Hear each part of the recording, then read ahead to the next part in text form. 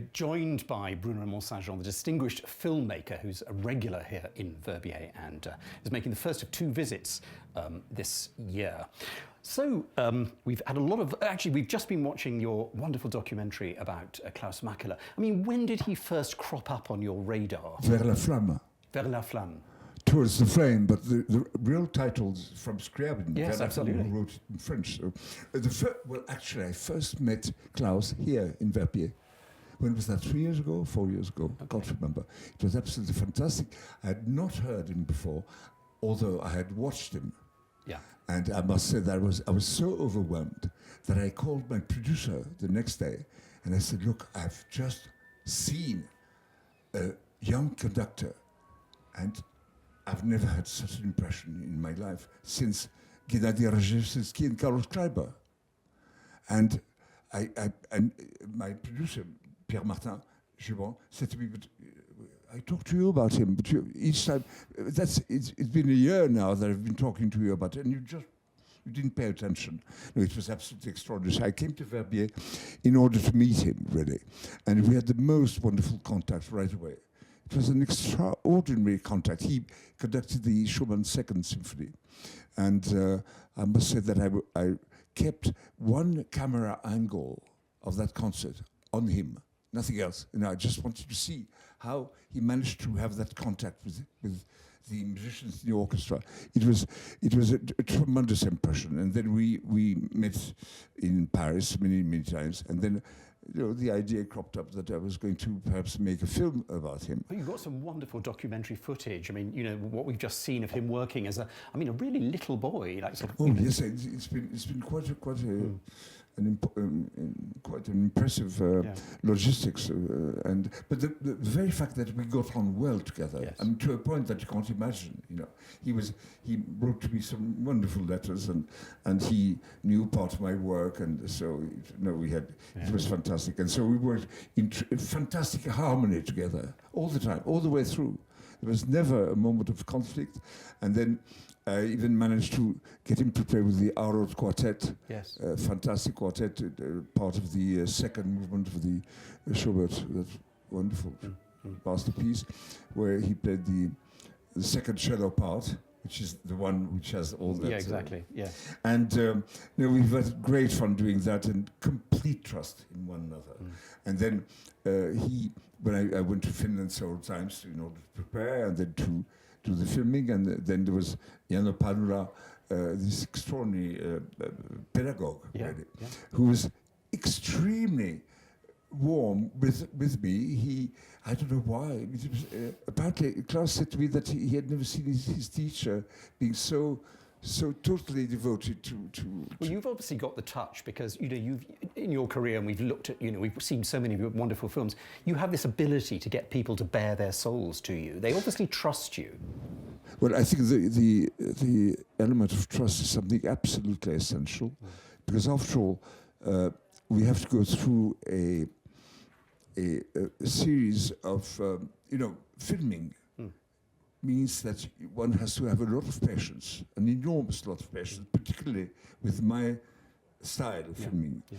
And it means that, and also the general image, the final image is in my mind, but it's almost impossible to explain exactly what I want to do. Though, fragments I can do, but the general image is very difficult. And after all, and this is something about which I've been incredibly naive, I always thought that my proposal would be valid. And now I begin to realize that it must be very, very, very difficult to accept the way somebody else looks at you. Yes. It's incredibly difficult. And I've had that first very serious impression with Piotr Andrzejewski. And he hated to be watched, really. And so we had, we were very good friends. But the film, which took part on a train, and which took about 6 years in the shooting, was something where I needed to, how shall I say, to tame The same thing happened with Stanislav Richter. It was really a job of taming.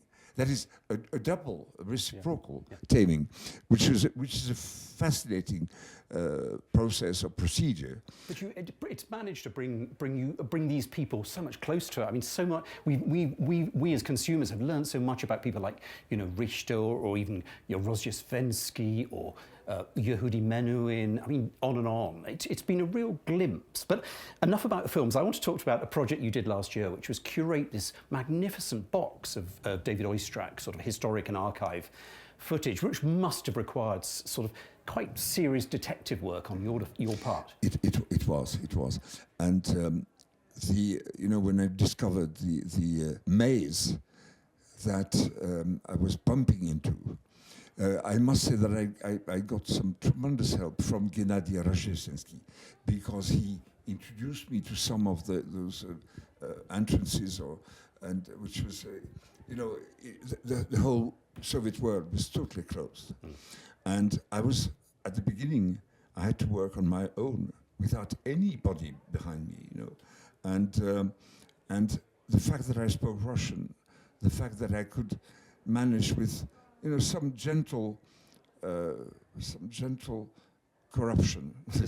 Well, not corruption. I mean, a bit of vodka, an occasional dollar bill. Which helped. Tell us about that, because there was a recording in the set of the Beethoven Triple Concerto with this legendary trio of Oïstrakh, Rostropovich, and Richter. Yeah. And you knew about it, but you didn't know how to find it. I knew about it, and I had all kinds of clues that I had seen some very short excerpts, which meant and obviously it had been filmed completely, because if you see something that has been done for the news, you immediately know that it's not been filmed all the way through.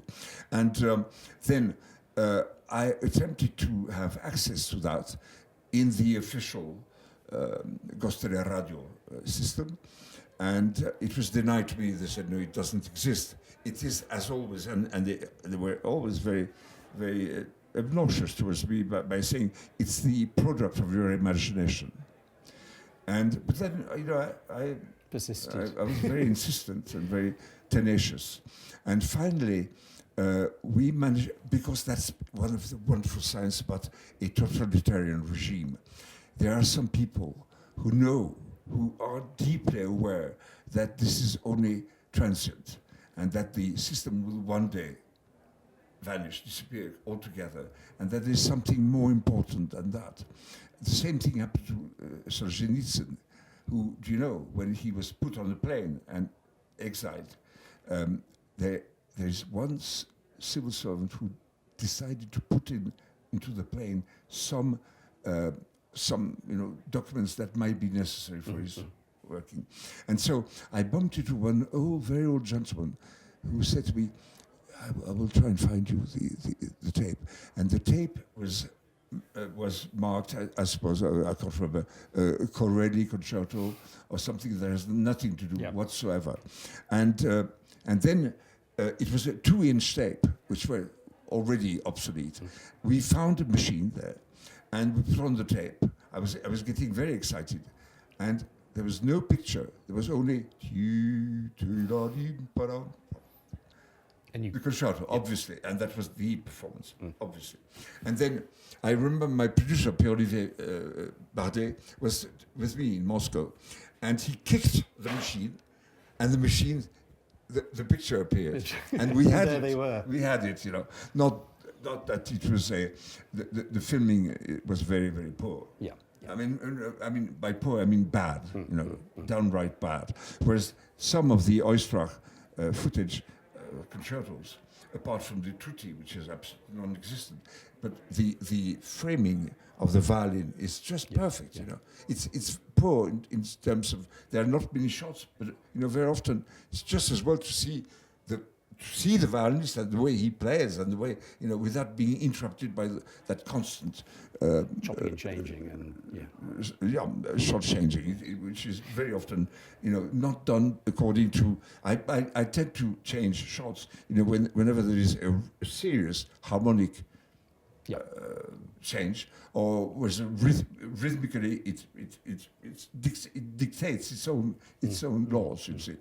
And so we managed to find quite a lot of stuff. But then I was also interested in early Oistrakh, that is from something which nobody knows about, from the late 20s, early 30s.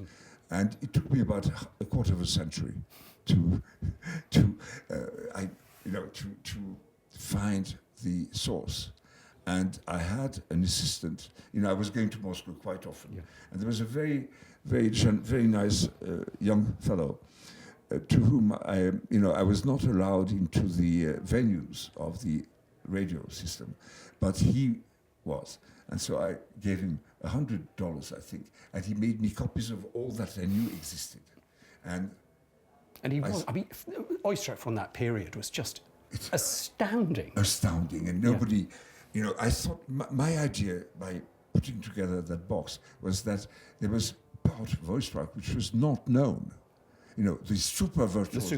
Absolutely. Super, because Oistrakh was, had changed his repertoire. When he came to the West, he was always very, very serious musician. He was no longer interested by the gymnastics of Wieniawski or Paganini, but he had played those things, And so when I found those gems with exactly the same perfection as the one we knew when he was playing Brahms and Mozart, his Mozart recordings, by the way, are magic. You hear not only a very great violinist, but you hear a musician who is a cultivated musician. He has got a sense of style, which is unbelievably, with that change of colors, this wonderful, varied vibrato, and the bowing, which is just without power, And so it was a very exciting period for me. And then when they decided to celebrate the 50th anniversary of his death, I remember that day, 24th of October, 1974, and it helped me, the fact that I knew that, because when I made a film about him, I wanted to do a shot of the cemetery in the grave. But from the snow, I wanted to be like a detective movie, so my hand in black, a black glove, shoves off the snow. And you can do that only once. Yeah. You can't repeat it. That's very true. And so I went on a recce, and they didn't allow me into the cemetery. And finally, after my